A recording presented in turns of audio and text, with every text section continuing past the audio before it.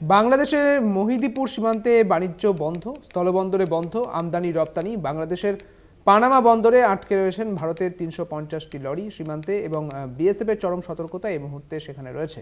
আপনাদের জানিয়ে রাখি, বাংলাদেশের পানামা বন্দরে আটকে ভারতের ৩৫০টি লরি সীমান্তে, বিএসএফ এর চরম সতর্কতা।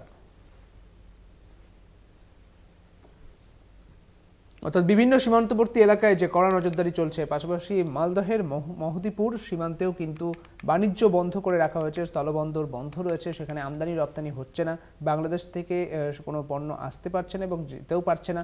বাংলাদেশের পানামা বন্দরে আটকে রয়েছে ভারতের ৩৫০টি লরি। এই মুহূর্তে বাণিজ্যের ক্ষেত্রেও কিন্তু একটি বড় বাধা সেখানে সৃষ্টি হয়েছে, তা বলাই চলে।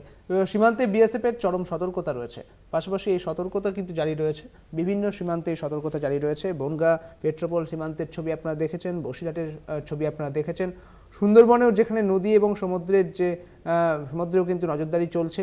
পাশাপাশি মৎস্যজীবীদের তাদের যে কার্ড নথি রয়েছে, সেই নথি দেখার পর তাদের জলপথে প্রবেশ করতে দেওয়া হচ্ছে।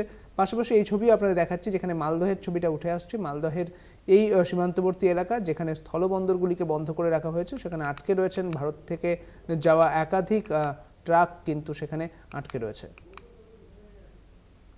আরও বিস্তারিত জানবো, আমাদের সঙ্গে রয়েছেন আমাদের প্রতিনিধি গৌতম চক্রবর্তী। গৌতম, মালদহের যে সীমান্তবর্তী এলাকা এবং স্থলবন্দর, সেই বন্দর কিন্তু বন্ধ রয়েছে। আরও বিস্তারিত জানবো তোমার থেকে, কি খবর রয়েছে তোমার কাছে?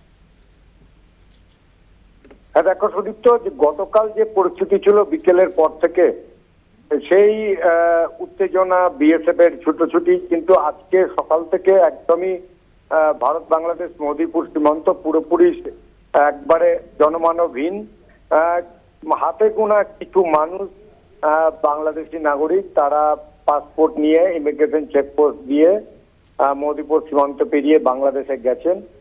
ওপার থেকেও হাতে গোনা কয়েকজন, যাদের ডাক্তারের কাছে অ্যাপয়েন্টমেন্ট করা ছিল, তারাই আসছে, বা জরুরি কাজে যারা ভারতে আসার কথা আগে থেকে ছিল তারাই এসছে, সেইটা খুবই নগণ্য। কিন্তু আজকে সকাল থেকে যে প্রতিদিনের যে ছবি থাকে, কালকেও কিন্তু এক্সপোর্টের গাড়ি পণ্য নিয়ে ওপরে গেছিল, আজকে কিন্তু এক্সপোর্টের গাড়ি চলাচল সম্পূর্ণভাবেই বন্ধ ছিল সকাল থেকে। কিন্তু যারা এক্সপোর্টার ইম্পোর্টার, তারা বাংলাদেশের সঙ্গে কথা বলছেন যে যদি পরিস্থিতি অনেকটাই, ওপার থেকে তারা খবর নিচ্ছেন যে অনেকটাই স্বাভাবিক। কালকে যেমন বিএনপির লোকেরা ওপারে বিজয় মিছিল করছিল, বাজি পটকা ফাটাচ্ছিল, বিক্ষোভ দেখাচ্ছিল, আজকে কিন্তু সেরকম চিত্র সীমান্তের এপার থেকে নজরে পড়েনি। ওপারে পানামা বন্দর এবং এই মুহূর্তে ভারতের বেশ কিছু পণ্যবাহী যে লরি চালকের ড্রাইভার, তারা কিন্তু বাংলাদেশেই আটকে রয়েছে। প্রতিদিন প্রায় 350 ট্রাক বাংলাদেশে যায়।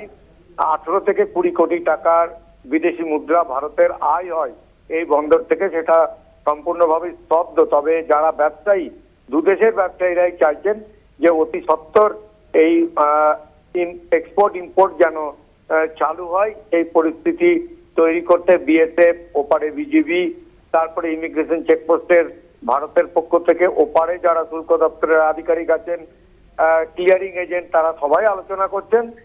দেখা যাক কখন এই এক্সপোর্ট ইম্পোর্ট আবার পুনরায় চালু করা সম্ভব হয়। তবে এখন প্রায় 5:30 বেজে গেছে। আজকে দিনের আলো যতক্ষণ থাকে ততক্ষণ পর্যন্ত ওরা অর্থাৎ ওপারে গাড়ি নেয়, পণ্যবাহী গাড়ি, কিন্তু আজকে কতক্ষণ সময় পাবে একদমই তাই। অর্থাৎ কবে বা কতক্ষণের মধ্যে এই পরিস্থিতি সচল হয়, সেদিকে আমাদের নজর থাকবে। অনেক ধন্যবাদ গৌতম তোমাকে।